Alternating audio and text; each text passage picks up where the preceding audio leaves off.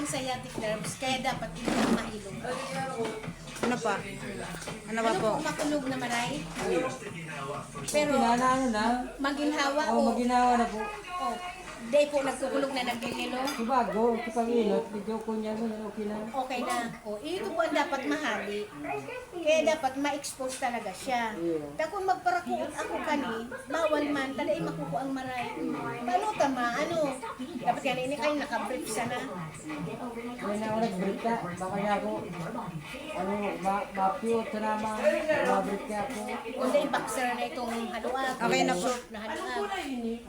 Talay mo pwedeng isa lang minuto, dapat itigong, dapat pantay. Kaya ini po talaga medyo baga o.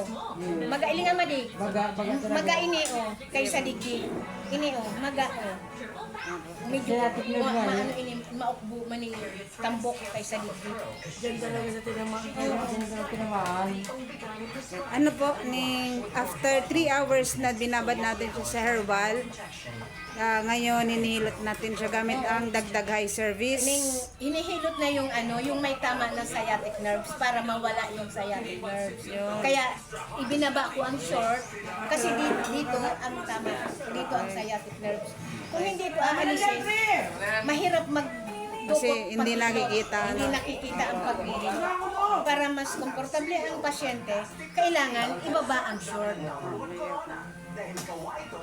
Natural. Hindi naman sa bastos na pinapakita ang puwet, kaso dito ang tama na nadisgrasya siya para maalis yung sciatic nerves na yung mga ugat na naipit, makabalik sa normal. Tama.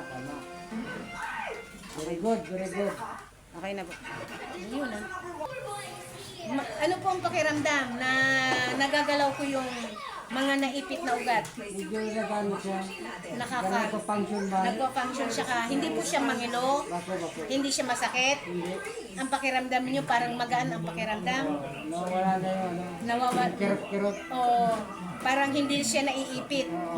Ang importante kasi dito, mawala yung pagkaipit ng ugat para hindi siya maging pilay pag lumalakad.